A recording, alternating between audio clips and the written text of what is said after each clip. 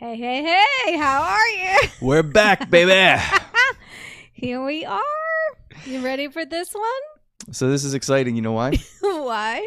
Because this is the first time we've recorded an episode where the podcast is actually live. It went live today. Yay. Woo, woo, woo. So excited. I can't wait to hear comments and hear from people. And I've already gotten a couple messages and just friends and people that we know that are really excited for this adventure with us. And I'm just really excited for the community that we're going to create and just like everything. It's gonna be awesome.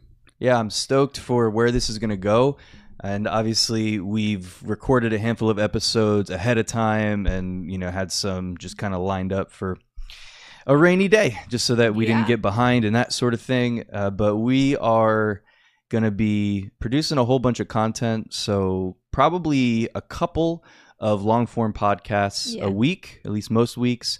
And then breaking everything down into smaller content for TikTok and Facebook and Instagram and all that kind of stuff. So I think all the socials, or most of the socials, are up and running now. Definitely TikTok and the Facebook page Instagram. and the Instagram. Instagram. The Instagram. I wasn't saying it like the Instagram. I was saying it like the Instagram name, page, social. Whatever. Gotcha. I don't know. I'm so bad at this. I'm terrible. It's all right. Yeah. It's exciting. Yeah. It's real now. It's happening. There's podcasts out there in the world, and I appreciate you guys for checking it out and being a part of it. And as Denisse said, our goal is to build family, to create connection with you guys, those of you that we already know, those of you who we don't know. And we'd love for you to send in your questions and comments and reviews and all that kind of stuff and engage as we're doing, even as, whether we're doing the serious stuff or the fun stuff or whatever it is that we're doing and we're having these conversations. We would love to hear from you guys, leaving comments, chats, messages. There is an email address as well, which we'll make sure it ends up in the show notes eventually and all that kind of stuff. But let's be family podcast @gmail.com is a place where you can email your comments and questions and stuff like that too. Yeah, send us some games and stuff that we can do on the podcast and stuff. So that would be awesome. There's definitely, obviously there's work involved in this. So if you have stuff that could lighten the load on that, that'd be awesome. Yeah, just send us some stuff. I actually was seeing on our Facebook page, on my Facebook page, there's like a video from like a few years back where we send I guess I share a video with Alex Seidler, one of those challenges did you do with your spouse, and they posted their video and I was watching it again and I was like, oh, that's hilarious. Like maybe we'll record a video with one of those challenges and just share it on the podcast. It'll be funny to, talk about it or whatever. For sure. So what's up today? What are we doing? You want to go first? No. No? No ladies first today. Not today. All right. Well, I have a question for you. Okay, go ahead. All right. It's going to take some brain power. My ear is like really itchy. I don't know what it is. Somebody's talking about you. Is that what they say? Is it excitement or something? Or maybe a mosquito bit me. I think it's when your ears are burning, right? That's what they say when it's like somebody's talking about you. So I don't know about that though, because growing up, my mom would say, like, if your ears are like red or whatever, like I always grew up like saying like, I'm here, like I'm okay, like somebody's thinking about you and that's why your ears get red. So they just kind of say, I'm here, I'm okay. That's not true for me because mine are red. They're probably red right now. My ears get red a lot, especially if I'm embarrassed or nervous or something like that. Yeah. So I don't know what was for you growing up. Was it somebody was thinking about you, or what was it? No, somebody was talking bad about you. That wasn't something that we used. Like, that wasn't something that we said as a kid. It was just something that I would hear sometimes on a TV show or something like that. Someone would be like, my ears are burning, because someone would be talking about them. I specifically remember an episode of The Simpsons where Homer comes in and says that, like, somebody is talking about something. It's not him, but they're talking about something, and it's like something positive that if they were talking about him, it would be a compliment. And so he walked in and just either assuming or joking that they were talking about him. He goes, my ears are burning. And that was kind of, I learned a lot from The Simpsons. In your subconscious. Yeah, I did not actually grow up watching The Simpsons. I just wasn't drawn to it. Mm-hmm. And then again, I wasn't really allowed to watch it. I don't really even think my parents really cared. A lot of stuff gets like lost in translation when you watch shows outside of, you know, or when shows are doubled, or is that the word, dubbed? Dubbed? Yeah, dubbed. I just was not really. Yeah, I get it. I mean, I would really imagine like it doesn't, probably a lot of it doesn't translate super well. And then growing up, like I prefer, I learned to be more towards subtitles. Mm-hmm. So to this day, if I am having a hard time hearing something like a movie or something, I'll just be so quick to put subtitles on. Yeah. And my kiddos like hate it because they're like, "Why are there subtitles there?" It's crazy and I'm because like, I just enjoy reading it, and they don't have to be in Spanish. Like they could be in English, but I just want subtitles.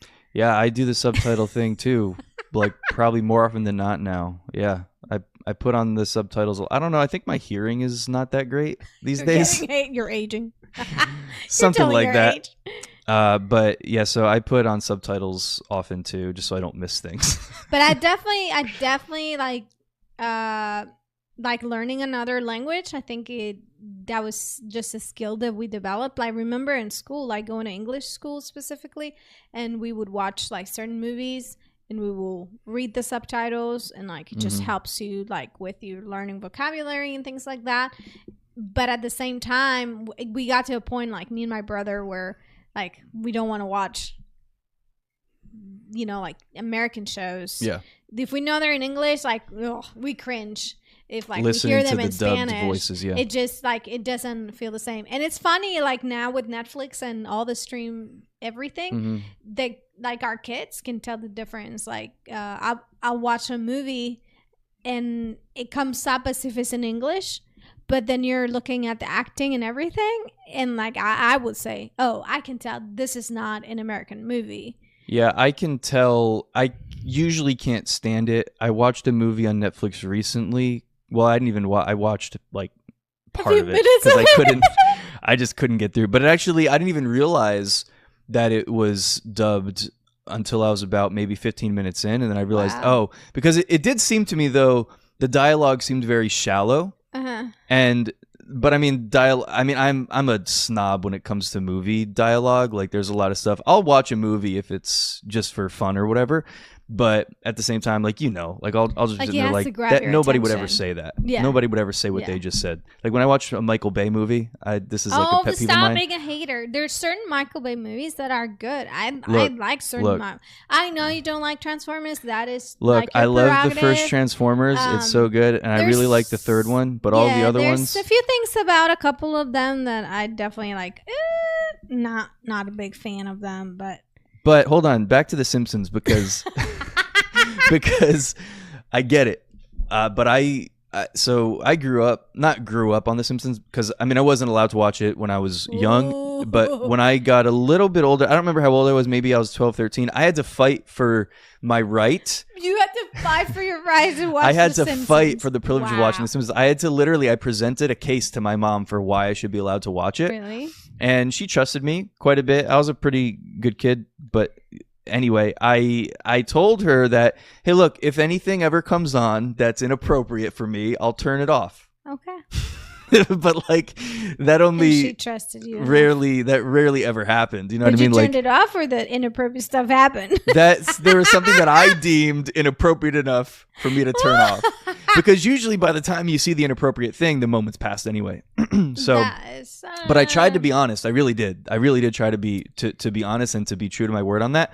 And I have no idea what it's like today because I think I only made it to maybe season 13 or something like that. Yeah, it's like the longest running show of all time or something crazy. Well, they seem to keep making it relevant, I guess. So they're still predicting the future. Yeah, that's interesting. That's always funny, like to me, when people share like little snippets of episodes that had certain things in it, and like now it's very close to it in terms of reality and stuff. It's so funny. It's one of my more favorite conspiracy theories, but they've just done so many hundreds of episodes that I think a lot of stuff they just happen to just play out. Just be there. Probably. Yeah. But But there was there are quite a few things that are in my memory banks because of something that I saw on The Simpsons. Just because, like me and Dan, my best friend growing up, Dan, still my best friend besides my wife, of course. Who, like, we grew up, like, that was all we did was talk about The Simpsons all the time. I'm not an advocate for The Simpsons. I haven't seen The Simpsons in like probably 20 years. Yeah. But at the time, it was a big part of my life. And I have a lot of just random stuff floating around in my head because of that show. Anyway, I have a game. I have a game for you, Denisse. Oh, I was going to say something else before you started the game. So, talking about being trusted with the ability of like making a choice when you see something inappropriate and stuff. I think that's a good thing to develop with your kids. I think it creates an opportunity for having good heart-to-heart conversations. It helps build relationship when you have the ability to keep each other accountable and share those things of when you say like, I didn't like this. And create that room for conversations that are important. And I mean, I think it's important because you recognize that everybody's in a different place, especially if you have kids that have a difference in age. They don't see things the same way. They don't need the same.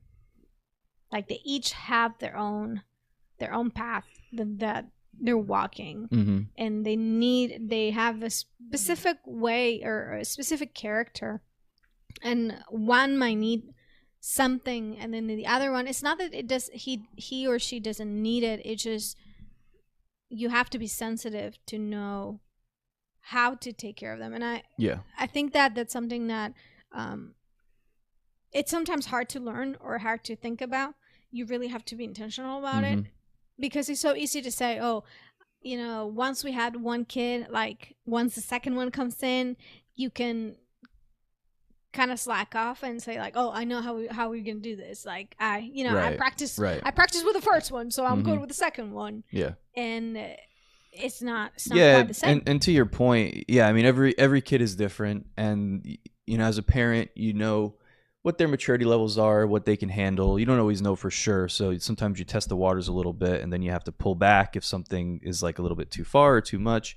But I really don't believe, like, neither of us believe in like sheltering our kids and keeping them from experiencing things and experiencing life and experiencing even things that are, like, to an extent, even things that are contrary to our worldview, so that, as you're saying, we can have those conversations. I think that a movie or a song or whatever can be a very good doorway into a conversation that could be used as a tool for learning and a tool for growth and that sort of thing. Just, you got to use wisdom with it, and we don't always do it 100% right. I think I'm more likely to err on the side of overexposure than underexposure. But I think that, when something like that comes up, that is, again, it's not part of what the values that we want to instill in our children, I think that we could use it as a learning opportunity, an opportunity for ultimately for discipleship and for growth. And as you said, for building relationship and connection. And I do think it helps to kind of foster that trust. It's like, hey, like, we can trust you, or like, we're trusting you more with these kinds of things. And at least, like, we can have these conversations. We want you to know that you can talk to us about these things. Yeah. And I remember at some point we were watching a show I really wanted to watch this show, and after a few episodes, like, I think he got to a point where he realized himself, like, I don't think I want to be watching that. Like, it's messing with my mind, or it's scaring me, or it's doing something. So I thought that was something good, because when you are able to help them be able to verbalize with their own words and find their own boundaries, like, that is so important. That they can recognize that, because I especially as they're growing up, and again, that difference in age sometimes can slip up, and sometimes they can look at their older brother and say like, well, how come he gets to do this and I don't get to do that? And when they see that, they realize, oh, okay, there's a reason why mom and dad want me to follow this guidelines and not my brother. and it's not like it sometimes can be, you know, messy, and there's times where like it can be tiresome to like have to or feel like you're catering to them individually, but I think it's necessary. Mm-hmm. It's just it's like what do you need, because I want to make sure that you succeed. I want to make sure that you are growing in your character and your relationship with God. I want to model things for you that you can take on your own character and that you can learn to use as tools for yourself, like values. And sometimes that comes with like questioning. You know, I think sometimes we can get upset of like when kids question things. But I think it's good. I want you to question what I'm saying. Mm-hmm. I don't want you to question all the time. Yeah. Side note.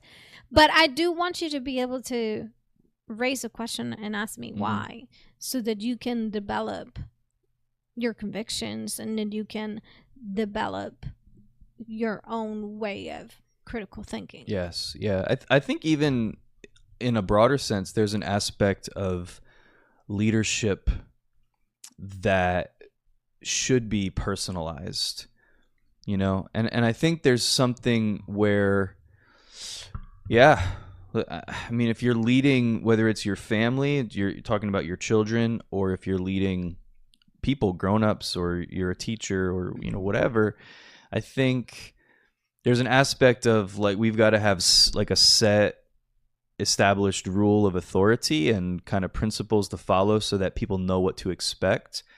But within that, I think there is some flexibility where it makes leadership more difficult. Like you're saying, it makes it tougher, because what you need in that is to, you know, have the wisdom, and I would say the direction of the Holy Spirit is super helpful in this, is to see like, what does this person actually need right now that might cause me to actually have to deviate from my normal set path of how I would deal with this, especially when it comes to discipline or something like that. And so you could say, well, I might be disciplining this one differently than I'm disciplining this one over here. I might be working on this issue with this person differently than I would have done it with a different person. But sometimes I feel like that's necessary, and it doesn't mean that it's favoritism. At least I don't think it does. But I just think that it's there is an aspect of kind of tailoring the way that we're leading and discipling people, again, raising our children, that is individualized based on where the person is, based on their maturity level, based on what they've shown us in the past, based on, you know, where they are, what they're dealing with, what they're going through. I just think there's these little nuances that come into play, and I think that makes a better leader. Yeah. As long as it's again not favoritism or whatever. We can make mistakes by just kind of like taking a one size fits all approach. And I think we see that even with God. God does not use a one size fit all approach with us. He deals with us in a personal level. He knows me in and out, and he deals with me based on where I am in my walk with him. And I love that as a father. And I think that because he demonstrates that to us, that's something that we definitely want to have in our relationships and in our friendships and with the people that we are around, because it gives us the opportunity, I think, to bring about things of people's characters and talents that if you try to do a one size fits all, you'll miss those things. Yeah. So it's key to find ways and find opportunities to elevate someone, to help someone grow and edify them and build confidence in them, and also show them, like, I mean, that's them also learning like what are some of, like, at the moment, like areas of immaturity, like areas where I do need to grow in this, like I'm not as good as I thought about it, or I thought I could handle that, but you know, I need to realize, or I'm realizing right now, I'm still not quite there. Yeah. So, and that's growing in maturity. So, yeah. Yeah. Awesome. Love it. Anyway, so now ask me a question. Well, I'm glad we did that. I'm glad you brought that up. I'm glad we had something of substance, before we jump into some randomness. Silly randomness. Yeah. So I have a game for you. I don't know if it's a game or not. It's a question. It's going to require some brain power, just some thinking, but I think you can do this. So can you name the top 5 US based companies by size? The 5, excuse me, I said that wrong. Let me start over. Can you name the 5 largest US based companies? No. I cannot. But let's think through it. You can try. And these may or may not be the 5 largest companies in the world as well. I don't know. They might be, but they're definitely the largest. But you're saying like specific American companies? They're American companies, but they're all companies that you are very, very familiar with. Oh, gosh. They're not. Do this yeah, to me. they're companies that we interact with. We interact with these companies, most of them anyway, on a daily or semi-daily basis. Let's start with Starbucks. No, not Starbucks. There is no food on this list. Let me just tell you. I was going to say Coke. There's no food. There's no food in the top 10. Okay. We're doing top 5, but I'm just saying. Apple? Apple is. It has to be in there, right? Not? Yeah, no. So Apple is, according to my list, they're number 2. They kind of fluctuate with the number 1 position. They go back and forth a little bit. So sometimes, depending on when you're listening to this, they could be number 1. But right now, as of the time that I'm looking at this, they are number 2. Okay. So good job. Apple's number 2. Apple's 1 in the top 5. Apple's in the top 5. Number 2. Apple's number 2. Who do you think number 1 could be? So if Apple, I don't know. Is it a technology? It is a tech company, yeah. It's a tech company. Tesla. Not Tesla. Is Tesla anywhere there? Tesla is number 10, actually. Oh, what? Really? Yep. Huh. Oh, and for context, this is insane to me. Apple is valued at $3.4 trillion. Yeah, well, you see how many users they have? $3.4 trillion. That wasn't like, we didn't use trillions a few years ago, right? We didn't random thought, though. No, just random thought. You just got so excited. I feel like about these that companies number. have grown like astronomically in the past, like, let's just say 5 years. I feel like we were in the billions 5 years, and maybe I'm wrong on this. Maybe I'm remembering incorrectly, but I feel like we were in we were still in the billions as recently as 5 years ago, and now we're multiple trillions with some of these companies. That just means you added a bunch of zeros. This is market cap. So $3.4 trillion is the market cap for Apple. What that means is you take the number of their issued shares of stock and you just multiply it by the value of the stock on any given day. So, I mean, this could fluctuate quite a bit from day to day.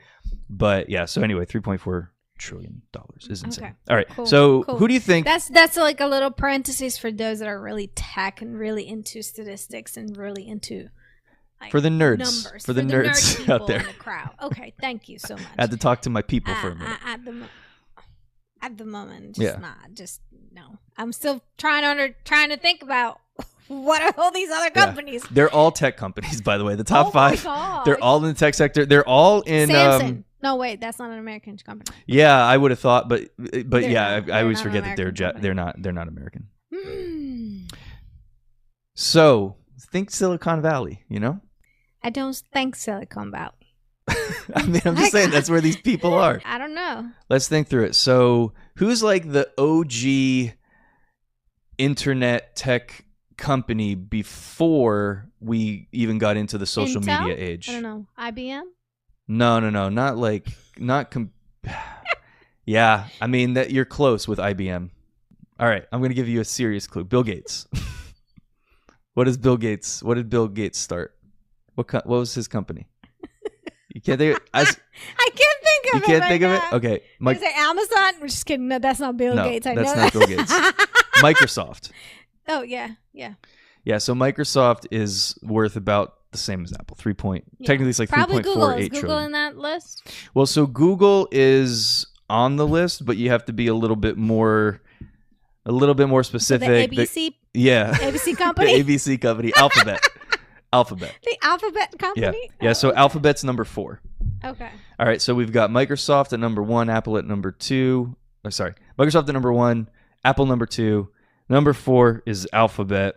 By the way, my first laptop was an Apple. Yeah, that and thing it was is one legit. of those like the great small ones. Mm-hmm. I don't know. Do we still have it? We still have it, yeah. It doesn't I just turn don't on. remember Well, it the turns on, password. but we can't get into it. I just don't remember the password. Yeah. But it's one of the, yeah. It's awesome. It's a great, yeah. It was great. I didn't get to use it a lot, but it was great. All right. So so 5 is going to be easier for you to get than 3. Oh, yeah? So number Why 5 that? is a company that we are very familiar with. You love it. I love it. Yeah, you love it. You really do. You love this company because you get to buy things online. Like Amazon? Amazon. Didn't I said Amazon before? Didn't No, you hear me when you I didn't was say saying Amazon. I did. Well, you might have I just been said saying a whole bunch of Amazon stuff. when I said I know it's not Bill Gates but Amazon. You just completely Oh, you said blew that? it. Yes, I did. No, you said that. No, you did not say Amazon. I said Amazon. No, we will play back the videotape. Play it back, bro. You said. I said Amazon. Did you say Amazon? Yes, when you were talking about, you said something about Bill Gates, and I said Amazon, and then I said, no, wait, I know Amazon is not Bill Gates. Okay, yeah. But you were giving me your right. speech about Bill Gates. You're right. You did say Amazon in that instance, but I was specifically talking about Microsoft. That's my bad because, listen, I have sometimes the most compartmentalized mind, and I get stuck in this rigid way of thinking. And I was very one-track minded is what we call that, right? Yeah. So I was very focused on trying to get you to number 1 that I completely blocked out the fact that you said. So that was a rookie mistake. I apologize. We're going to move on. So you're right. Amazon is number 5. You did it without my clues.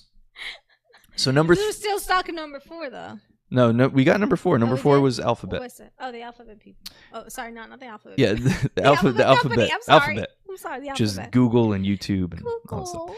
And then we've got number 3 is another tech company. This is a sleeper. This is not one that I would have ever thought of. Sleeper. Okay. It's a dark horse. I just would not have thought of it. But it's in it's like sci-fi moment right now. It's with in your my words. computer. It's in your computer. Dell? No, it's not the computer brand. I don't have a Dell. Do I? No, you don't. No, I don't. HP. You have an HP. But it's in all of our computers. It's a company that creates some video components for I know our what computers. you're talking about, but I don't know the name. So NVIDIA. Yeah. NVIDIA. So I've NVIDIA's seen it. the GOAT. I've seen their logo. Yeah. Yeah. The GOAT of memory cards. Of whatever they do. They do video. Yeah. I've got the GeForce GTX. I'm looking at it right here on my laptop with their advertisement. But anyway, yeah. So NVIDIA, $3.1 trillion. So we went from super cool, conversation to a very nerdy place. Just saying. The progression is just killing me well, right you now. married me. Yeah, so this is what you get. I did. I love you with all your quirks and all your edges. Are you singing me a song right now? It just popped into my mind for sure. No, I was not singing a song for you, but yeah. Anyway. All right, so you have one for me? One what? One song for you? A song would be good. No, I promise no karaoke. No karaoke. No karaoke. No. A question. Yeah, I might. A question. I might. A question, a questionnaire. I kind of Google something here. Quiz, something. So, what is the silliest nickname you've ever had? So, tell me an embarrassing or funny nickname. I've got an embarrassing one and I've got a cool one. Oh, okay. Go ahead. Which one do you want first? Well, it doesn't matter. Whichever one you want. So, unfortunately, because my I know where you're going. No, I've got a couple of embarrassing ones actually because some people don't know that my real name is Ronald. So people would obviously call me Ronald McDonald because it's so original and so original. and okay. And we were really into McDonald's as kids. You know what I Okay. mean? So people would call me Ronald McDonald. And then, but the more embarrassing one, the one that I really hated, was people would call me, and they didn't always mean it in a negative way, but people would call me Dookie, which is a slang word for poop. Poop. You got Get the poop out of your mouth. The poop out of your mouth. We were just full circle, Denise. Full circle. We're just talking about that. It's a little inside, I know, but yeah. And then Green Day came out with that album Dookie when I was in like 4th grade or something, and I wasn't allowed to listen to that kind of music, but it was the cool music of the day. I wasn't allowed to, but I had friends that listened to it, so I would sneak it. And and it was like the coolest thing amongst my friends. Okay. No, I wasn't cool because it was literally like they were throwing poop on the cover of the album. And it was like that's terrible. Yeah, so that is one it was not a cool thing. And I had a select group of friends, really a friend, and then her family, because like my family was close with her family. And for some reason, I don't even want to say this because I don't want it to become a thing, but because I've like just buried this in the recesses of my mind until you brought it up just now. So but they called me Dookie Cowboy. And I have no idea why, but how lame is that? Yeah, I don't know. That's like really like a double jab in the heart. And it wasn't mean-spirited. It was just like, that's what they called me. Yeah, they thought they thought it was cute. They thought it was cute. Yeah. So, but on a cooler note, a more manly note, I had a nickname that was pretty awesome because of the video game Duke Nukem. I don't know if you're familiar with that one or not. There was a video game when I remember this in middle school. There was a video game that was real popular called Duke Nukem, and so kids at school started calling me Nukem, which I thought was awesome because he was like a. I thought maybe somebody would have called you G.I. Joe because Duke and the G.I. Joes. Did that ever happen? I don't know if that ever happened or not. Okay. I did have a G.I. Joe Duke doll, if you want to call it that, or action figure. Like an action figure. For boys, are action figures. Yeah, it was an action figure. Don't. But it was large. It's okay. It was large, like a Barbie. It's big. It was like a Barbie. Like action figures are typically, like we had. Not really. They were smaller. They're still like I get Barbie it. Size. I just when I see that size action figure, I don't think of action figure. You think about Barbie. I don't think about Barbies. Stop. I just got way too vulnerable on this podcast for the last minute and a half. Okay. Well, do you want me to take the light of it? Do you want to know mine? I need to lay down. Lay down your life? You're gonna have to. No, like I need to. You're gonna have to take a moment. Take some water sip. I need to lay down, and you need to help get to the bottom of these insecurities of mine. Oh God, you need some inner healing. Then that's what you need. Okay, well we'll pray. We'll pray for you after the podcast. Okay. We think we'll ask Jesus to heal your heart from all that. Thank you. All that. Thank you. Deep rooted Dookie. All right. Deep rooted Dookie, you jerk. No, I'm just kidding. I love you. Just cleanse all that Dookie off your soul. Well, you brought it up. Oh, Jesus. Take Jesus. the wheel. I love you, Jesus. Oh, yes. Just bring it back to the Lord. Just bring it back to the Lord. Just bring it back to Jesus. Okay. So I did have a silly nickname. So, by the way, so my mom calls me Denisita.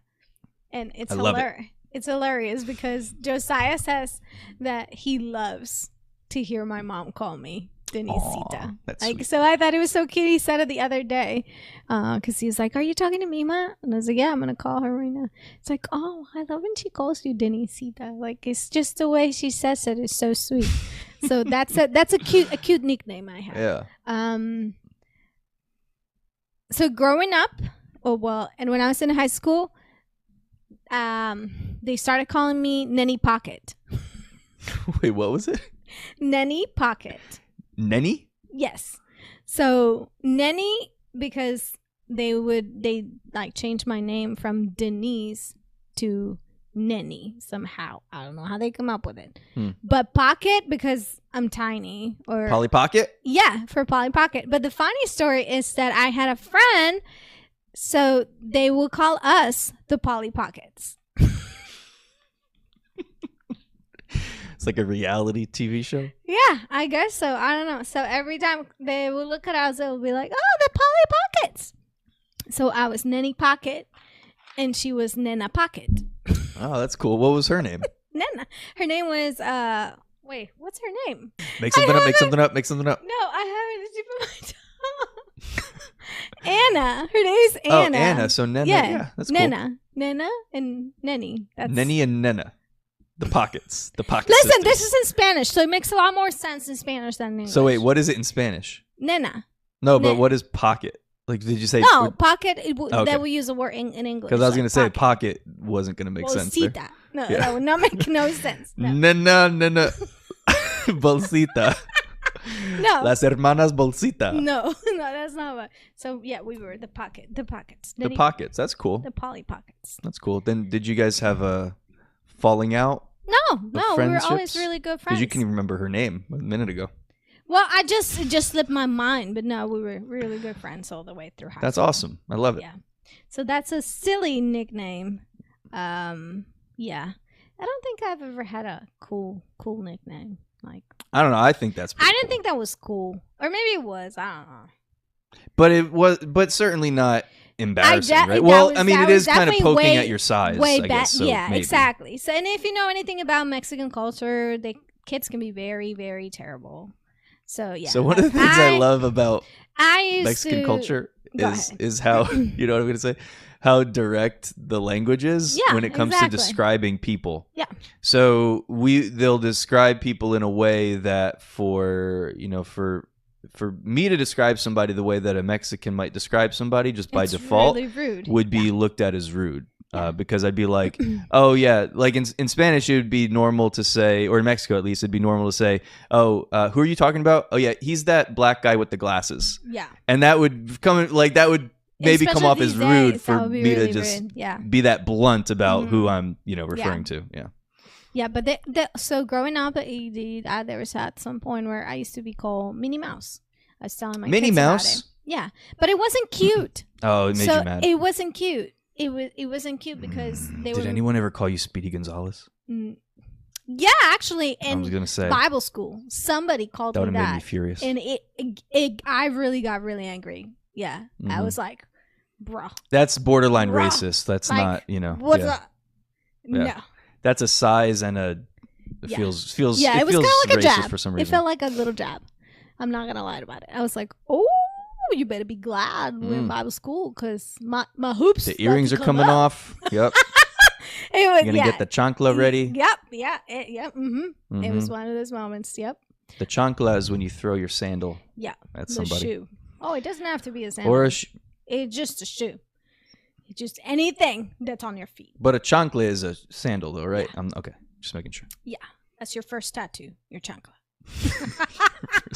You get that when you're when you're little. Across the face. Oh, across anything. Mm-hmm. But yeah. So yeah, they used to call me Minnie Mouse because they were making fun of my ears. And then so we were talking with my kids about this, how, glasses are cool today. And like you get, like I get a lot of compliments about my glasses. Like at work, a lot of people are always like, oh my God, I love your glasses. Yeah. And, I try to change them. I kind of have this thing where like I want to change my glasses, like colors and stuff like that. And I used to hate having to wear glasses when I was in elementary and middle school because I would get called four eyes, and that was rude. That was really mean. How did they say it in Spanish? Cuatro ojos. Okay. So it was mean. Yeah. Window face. No, they never called me window face. No, cuatro ojos. La cuatro ojos. But yeah, I dreaded having to get glasses when I think I was in, again, middle school when I first started wearing glasses, and I was terrified of it because it was a different thing back then. No, but they were savaged Mm-hmm. because they got to the point that like my glasses got stolen. Oh, no. I was in middle school, and in Mexico, you can go to school in the morning or in the afternoon. So we used to go to school in the afternoon. Mm-hmm. So I would go to school. Well, our classes start at 1:00, and we'll be out by like 8:30. That was. You know what? I don't want to interrupt you, so we'll circle back to it. But I did have a question, just so I don't forget. I wanted to ask you about this, and I literally wanted to ask you about this the other day, and I didn't, so we'll just do it on the podcast. I wanted to ask you to explain your school day to me, because I feel like it's from like I've never asked you to do this. It's weird that I don't know this, but I've heard you say bits and pieces, like what you just said. But I went to school in the afternoon. Like I knew that, but I'm just curious if you could just like break down like what it actually looks like. How is school different because now we have kids here that go to school, and it's pretty similar to how I went to school. The school system hasn't changed a whole lot since I was in school, other than like I was on the East Coast. So we went into school later, in terms of like after Labor Day, we would start school, and then we wouldn't get out till almost the end of June. But here in the South, it's so much hotter, so they don't do it that way. They let them out earlier. In Mexico, I believe part of the reason why they do morning and afternoon, or like morning and like afternoon shift, is because overcrowding. So instead of building more schools, they just break down the amount of students. So some kids get to be in the turno matutino, which is in the morning, and then kids get to be in the vespertino, which is at night. And that's mostly like middle school and high school, not necessarily elementary school. Some rural places, they do that, but for elementary school, like kids maybe go, I think their afternoon shift is like they go in at 1 and then they get out around 5 o'clock. 1 to 5? Yeah. So wow. just But is it all year round? No, it's not all year round. It's the same. It's still broken down in like 6 months or 4 months. I don't know. What is it now? I think it's now 4 months. It really is. It's not even 6 months. Well, so you have like spring and like what is it? Well, spring and fall. Yeah, spring and fall. So you have, so you're saying from like, because our kids will go to school in August. Yeah, so it depends. So if you're in elementary school in an area where they do have like afternoon shifts, like you will get out right around like 5 will be the latest. That you'll get out. Really? Yeah, that sounds amazing. School. But if you're in like secundaria, which is middle school / so the way it's broken down here is different. So how does your elementary school So elementary school in age-wise? Mexico is always 1st to 6th grade. That's it. Like that's just your 6 elementary levels. And is it the same age? Like is it you're basically so 6 like years old in 1st grade? You can start. So some kids start age 5, depending on like where their age. Like but no kindergarten. That's not a thing.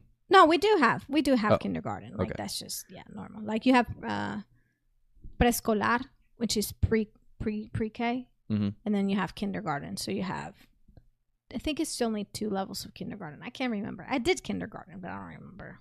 It's been a long time. I'm kind of that was a minute ago. Yeah. A minute ago, yeah.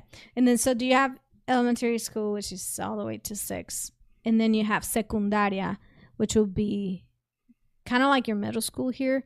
So secundaria is like primero, segundo, y tercero, which is 3 grades of secundaria. Okay.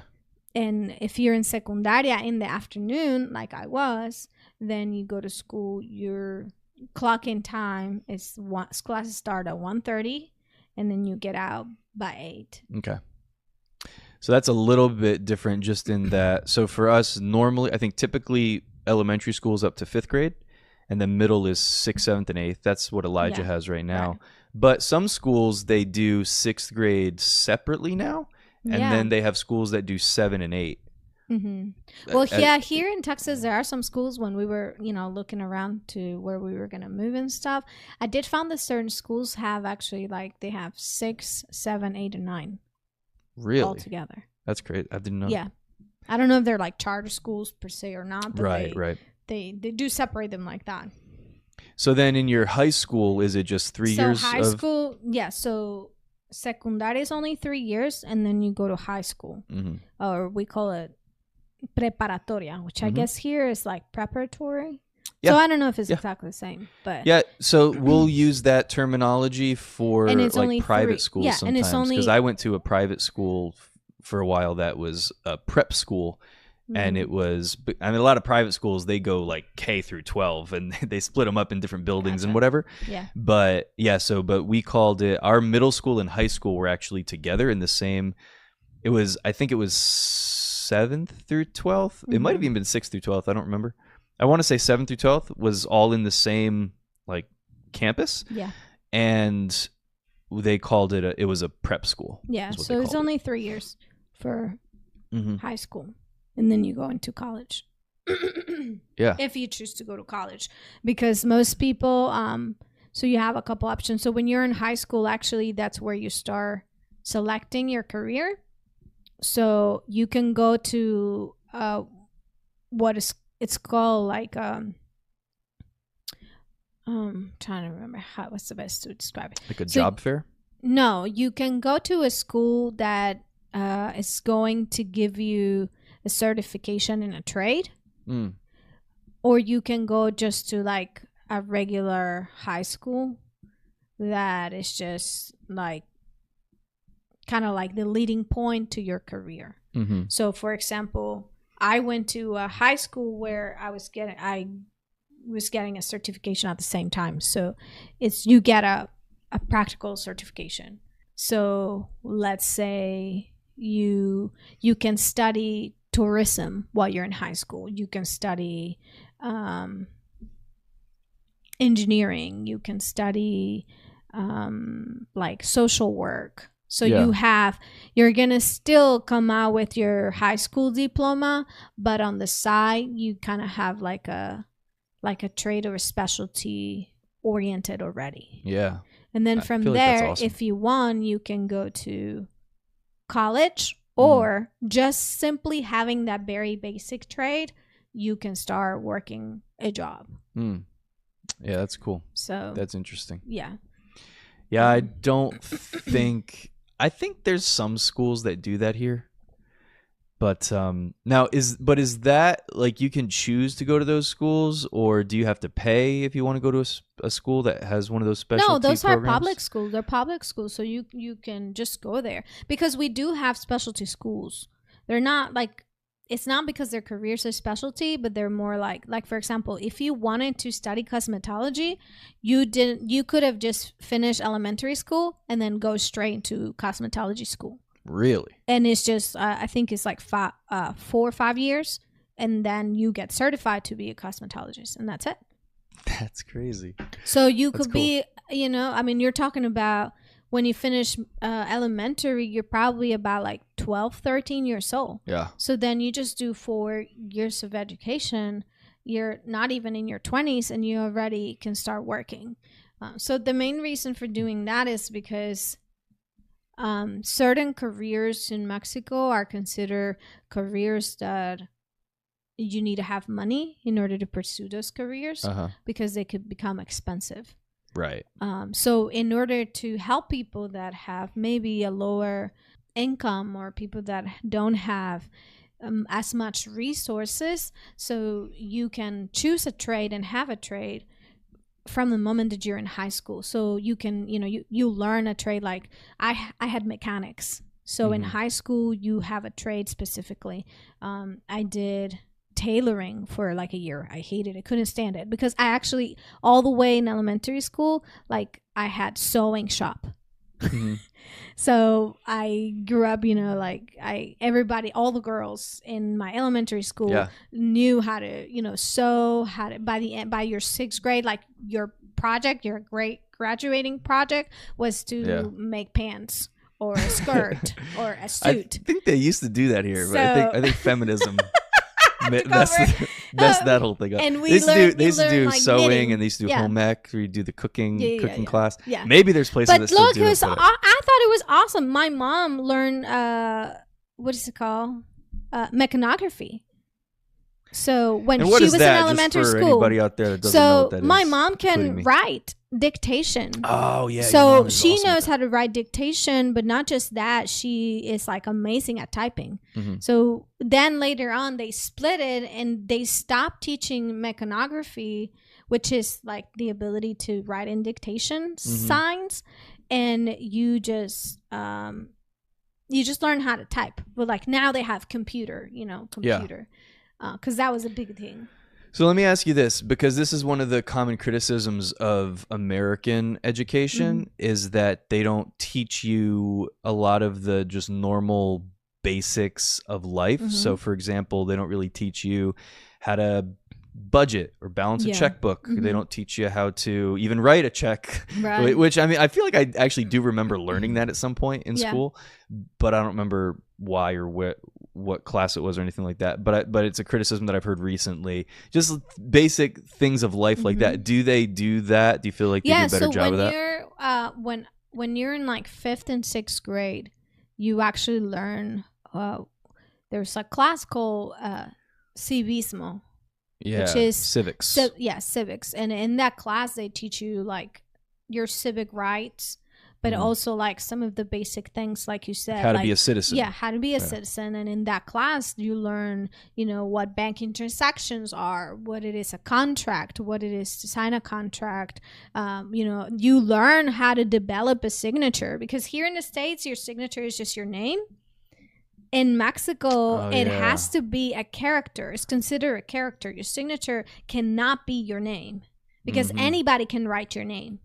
So it has to be a signature that grammatically, or I don't know, you are the only person that can write it that way. It cannot be forged, basically. So we will spend time practicing since we were in 3rd grade. Yeah. Like, I love your signature too. Like, I hate mine. Mine's trash because it is just my name. I never learned how to do it. Like, I could not forge my mom or my dad's signature to save my life. I feel like my signatures look different every time I do it. I'm serious. I love my mom's signature because it's a cursive R, but the way that she does it, it doesn't even look like an R, but it is your name, but it's in a cursive way. And it really is like you learn it to do it. So there's a lot of precision and repetition on it so that you can write it over and over and over. And it's very similar, and no one else can. And they will purposely tell us like, you can't choose something that is too easy. You have to make it complicated. Right. Because the point is for someone not to be able to forge your signature. So yeah, that's awesome. I love the practical stuff. I feel like, and to be fair, it's possible that I was taught all this stuff and I just don't remember it. But I really don't think I was. I really don't think that I was taught. I know I wasn't taught about contracts and like all that kind of stuff. But you do have to learn that. And I mean, it was cool. I, like I said, so my normal day in school when I was in junior high, secundaria, would be like I'll come in at 1:30. So it was broken in like 8 periods. We had 8 classes. I believe it was 8 classes. So it was like 4 at the beginning, and then we'll have our break, which was our recess, and then there will be maybe it was like 7. But how many hours are you in school for? Because you said 1:30 to 8. So and our periods were about like 40 minutes. Yeah, that makes sense. Yeah, it's pretty similar. So, but I think cool. I think ours were 50, maybe 45 or 50. But yeah, it was. I mean, it was cool. It was. I mean, it wasn't strange to me because that's what I grew up with. That's what I knew. It was when I moved to the States. I was like, oh, you guys don't do like afternoon school, okay? All right. Do you guys do school buses, or is it just public transportation, or does it depend on you if you're in a city or not? So there's really not school buses. There's school transport, but you pay for that. It's out of your pocket. Your parents have to pay for that. So there's different like companies, or different like sometimes like their parents who just like get their own taxi. It's like a taxi from school. So yeah, and you are part of that crew. So then the school transportation will park outside the school, and you knew which one was supposed to go to you. And then the rest of the people, you either get picked up by your parents and like you walk home, or you take the public transportation. Like I would have to take a combi or a bus to get home. Yeah. That's how I got home. And in elementary school, I would walk to my house. And I didn't walk to my house. I walked to my parents' job because they work like 2 blocks away from my school. Mm-hmm. But in the morning, before getting to school, we would have to take a bus. Yeah. To school. My mom taught. My mom was a teacher, and so that's why for most of my life I went to private schools. I went to public school from 10th through 12th grade, but up to that I'd always been in different private schools because I would just go to the school where my mom taught. And so that's cool. One time, I'm trying to remember, I had my mom. My mom was my teacher when I was in 4th grade, I want to say. I think my mom, my sister had her in 5th and 6th grade. And then they combined. My school was so small, they combined 5th and 6th grade, and they combined 3rd and 4th grade. It was crazy. Wow. We didn't all learn the same things at the same time, but we were in the same classroom and the same teacher. So it was like kind of crazy. But yeah, so I think I had my mom. She transitioned, and I had her for my 4th grade year. But I always had to stay after school longer and wait for my mom to get done because, I mean, she always had like a ton of work to do. Yeah, teachers got preparing lesson plans and all that kind of stuff, and she really put a lot into it. So we'd get done, like if I got out at around 3, probably be at school till 4:30 or 5, and then getting home. Yeah, being a teacher is a very rewarding profession. It saddens me to see how there's amazing teachers that are so burnt out. That's one thing that like it really like it makes me cringe. Yeah, just how education can take such a toll in the teachers, like in terms of having to deal with students. And it's like a two-side, because on one side you have the teacher who's preparing to instruct the children and putting in the time and effort and everything, and then on the other side you have students that aren't able, or they just don't have the support at home. Whether I don't want to assume that it's because their parents don't want to be there and they don't want to care or help their kids with education. It's just there's so many factors, right? So it's hard to see students that, I mean, I'm a firm believer that anybody can learn. Anybody. Anybody has the God-given ability to learn and to be successful in the area, and they have talents and giftings that God has given them to learn. Yes. And it's sad to see students that could excel in school but are not able to excel in school for X, Y, whatever reason. So it's I don't know, education is an area that like I'm really passionate about, and I try to, instill into my kids like, hey, be a student just for yourself. Learn to be a student. Don't depend on whether the school is providing for you everything that you need to become a student. Learn to take your education in your own hands. I think that that's a very, very valuable value that was instilled in me growing up from my parents, and it has helped me throughout my life. And I think that it's a value that like I'm hopefully passing on to my kids. That love of learning for yourself. Learn to be self-taught. There's certain things that you can be self-taught at. And do you want to learn something new? Like don't hesitate. Don't wait till someone else teaches you. Don't look at the obstacles or the things that you think like, well, I don't have this, or I'm not good with this. Then become good at it. If you become a student and you treasure that learning process and learning how to comprehend things that maybe are difficult, like you will and you can't learn new things and become successful at those things.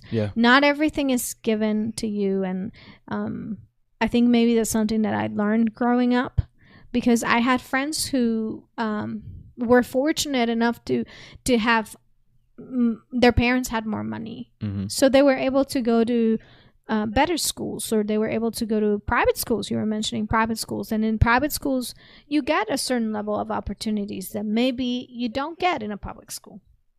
But at the end of the day, you still, if you develop that ability to be a student yourself, you can put yourself in a position to be able to achieve things that even when you don't have the means, because God always can make a way for you. Yeah, that's really good. And I do. You've done a really phenomenal job with our kids on just like instructing them in the importance of education and working with them at home. And I mean, through the pandemic stuff, like that put a lot of extra pressure on parents that wasn't there before. Yes. But thankfully in our situation, you kind of already had that. Yeah. You had already done that with Elijah up to that point, working with him at home and giving him stuff to do at home to show. And he was always good in school. Like both of our kids have, we have 3 kids now, but 2 in school age.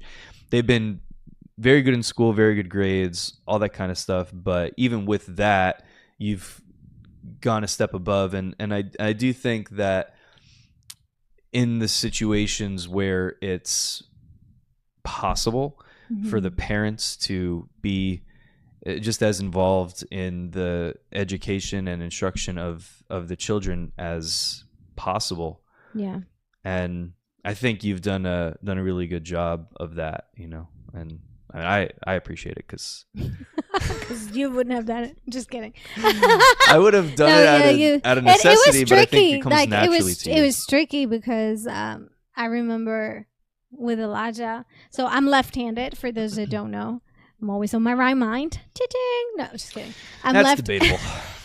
I'm left-handed, so teaching Elijah how to write was a bit of a challenge because I'm a left-handed person, so I don't write the same way that he does. And thank God we made it work. Yeah. So props to you on the education of our children. We did it together. Yeah, we did it together. So can I give you public credit about one more thing? Oh. Completely unrelated. What? Okay. Completely unrelated. But I guess so. I had this in my heart that I wanted to publicly give you credit for something. You're gonna make me cry? No, it's not that at all. But what's the best sauce at Buffalo Wild Wings? What's the best sauce? Yeah, what's the best wing sauce at Buffalo Wild Wings? What's the best? Asian Zing. Asian Zing, by far. I don't even think it's close. It's the best sauce, and I never would have tried it if it wasn't for you, because Buffalo Wild Wings was my thing back in the day. Yeah, I know. And I was there like every Tuesday night with the boys from Bible college and all that. Oh, I remember that contest. When wings were 35 cents. Shout out to all your buddies. I put down 43 wings. There you go. And I would have done more, but we ran out. Oh, but I wasn't going to catch up to the guy. I mean, the dude that won was at 54, and he wasn't done either. He could have kept going too. So, wow. So I was in a distant third. There was somebody between the two of you. Okay. But I never knew that I could eat that. I mean, that seemed like I was pretty happy with myself that I put back that many. Like a big amount. But I was kind of very set in wings. Like my flavors that I would do. And then you would always get Asian Zing, and I would never try them just because it didn't sound like an appealing sauce to me. Like I just didn't like when I think of wings, I don't think of that kind of flavor. I think buffalo. I think whatever. Mm-hmm. Even honey barbecue. I would mess around with those a little bit. Yeah.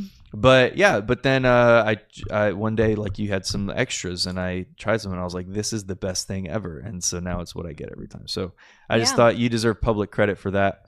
For that one. Oh, thanks. And if you haven't had Asian Zing at Buffalo Wild Wings. We're not sponsored by Buffalo Wild Wings, just in case you're wondering. We're just talking about food we like.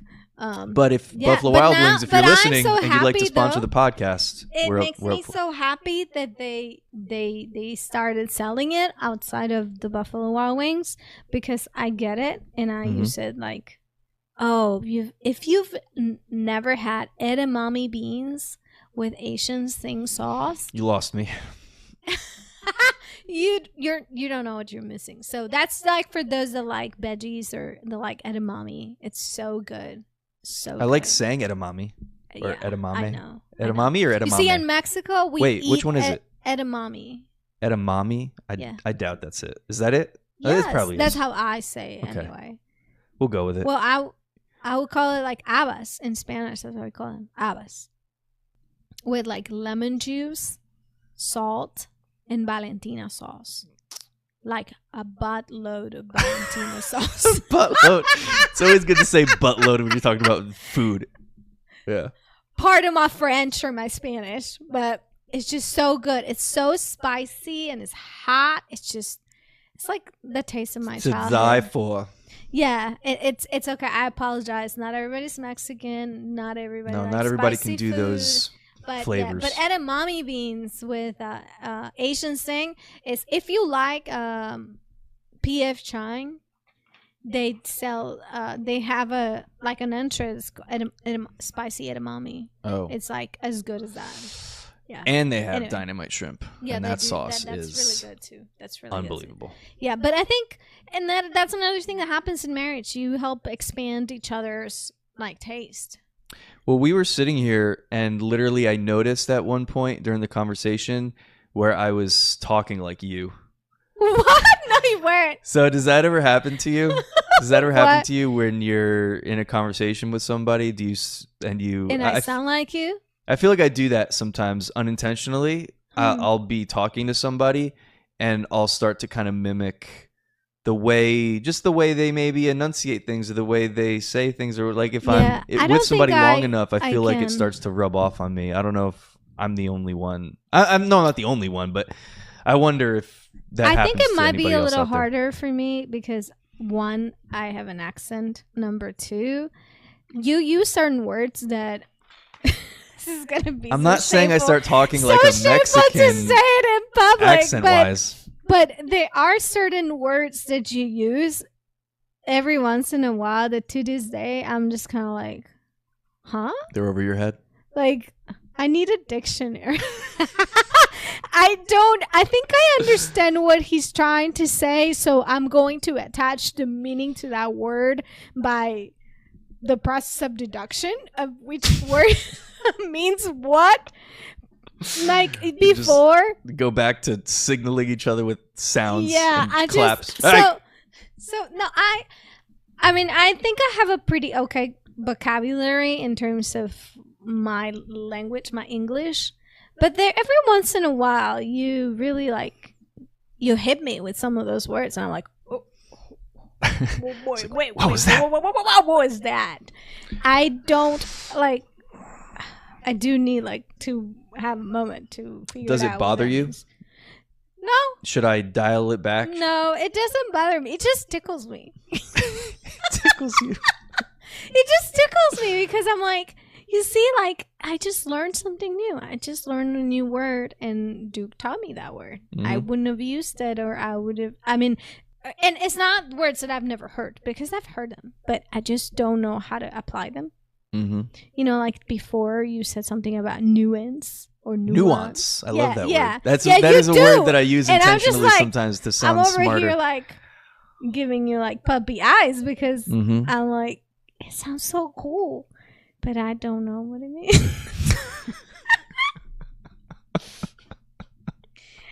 Okay. I'm being honest. It's a very nuanced approach. I'm gonna Google it to find out what it means. Are you really Googling nuance right now? Yeah.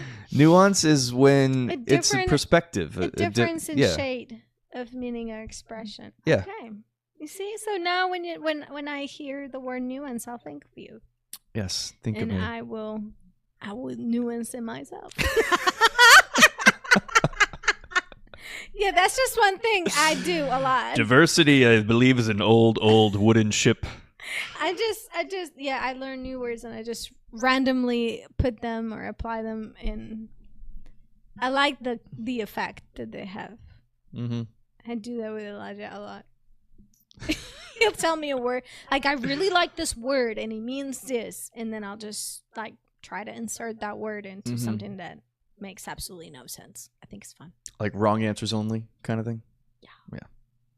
anyway. I like it. So thanks for Asian Zing. I appreciate you. Oh, you're welcome. You're welcome. One of the, probably top 5 contributions to our marriage. Right there. Not number 1. You really did learn to love Valentina sauce. I did. So, there's things that you hadn't. I don't think you've quite gotten the Mexican taste, but is amazing. It's a work in progress. At some point, you might get there. I know there are certain things that I eat that you will not eat. Like there's just not certain things. It's not, and there's things that you eat that I'm not gonna. Absolutely. Eat that. I just it's okay. No thanks. Yeah. We compromise on those. We compromise. Exactly. Mm-hmm. Like peanut butter on what? Hotcakes or what are they called? Oh, pancakes. Look, peanut butter on pancakes. Look, I don't do that. I've just done it. Like I think I've done it. Yeah, you've done it. I think I did it twice. You've done it, but you've done it. I did it with friends. I did it with friends. You did it with friends? Yeah, I tried it at the bequest of a friend. Don't look up bequest. No. I don't even know if I use that word properly or not, so don't look it up. Okay. But yeah, no, there was something else recently that I did, which was I put peanut butter on chicken. Yeah, exactly. Which is peanut chicken is a it's a heard thing of it. Yeah. I've maybe at some point in but my like life I was I've literally just like it. scooping but peanut butter that's out what of the you jar did. onto There's my a chicken. difference when you're cooking like peanut chicken, and it was fabulous in a recipe, and then there's a difference when you just going into the closet or the pantry and getting peanut butter and just throwing peanut butter on there. Like, I'm gonna put Elijah on blast right now. So I love watermelon. We all love watermelon in our house. We eat it a lot. Every time there's watermelon season, we probably eat one every weekend or more. This time of year, yeah. Yeah. So he saw somewhere that watermelon with mustard tasted good. Now, I eat my watermelon with tahini. That's like a staple for me. Some of that Tajin. Put that Tajin on there. Tahini. That's the right way of saying it. Tahini.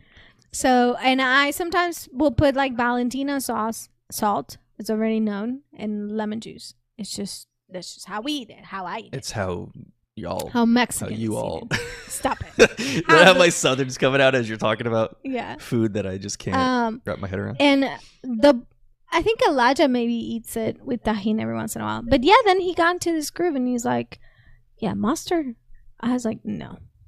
Like, don't you eat that in my face. Like, that is disgusting. Don't you put that evil on me. That is disgusting. I'm still not trying that to this day. No. I just did this. So I don't know. I don't know what it is about the flavors. It's kind of like that day that you decided to do the, what do you call? Oh, that hasn't come out yet. Oh. I don't think that came out yet. Well, that's that one time that you had me try grapes and we did grapes and what are they called? What are those called? Oh, I can't think pretzels. of them. Grapes and pretzels. And you said they taste like chicken fry. I don't know. If supposedly tastes like fried chicken, but spoiler alert, it didn't happen. Didn't work. Anyway. So all this talk of food is making me hungry. We should go eat. We should go eat. You should go somewhere and eat. Yes. Because I don't know what else I don't know. So we were under, can I say it or no? Yeah. We were under hurricane watch. Yeah, we actually weren't supposed to be able to record this podcast today, but apparently when you have a hurricane, you don't have to go to work. So thank you to the weather, I guess. We got one extra day at home and it was fun. But yeah, I'm hungry. Yeah. Maybe we can go eat somewhere. Nuance. So, I don't think you're using it correctly. We can get a new it's called Nuance. Jogging or yogging. It might be a soft J. Anyway. Like 50% of my words are just from movie quotes. So anything, did you have anything else? Mm-mm. Any other tidbits? No, I think that was it. For today. We can start something else, but I feel like we are kind of like dwindling we came down to the natural flow of things where it needs to be done. Ebbing. The end. It's always the ebbing, right? Calling. Is it the ebbing? Does that make sense? Ebbing and flowing. It'd be the ebbing. It'd be the. Anyway. No. That's enough. All right. Well, thank you guys. Don't forget that Thank everything you. is up and running now. So check it out on TikTok, YouTube, Spotify, Like and Apple subscribe, Podcasts, listen Amazon to- Music. We're in all the cool places. So check it out. Where all the Subscribe, cool leave a kids review, hang comment, out. rating. Yeah. Where all the cool kids. The cool kids hang out. Are hanging out. Yeah. I just did like 1,000 camera changes really quickly. Sorry about that. I don't know. It was like my finger just started twitching. Love you all. And we'll see you next time in Let's Be Family.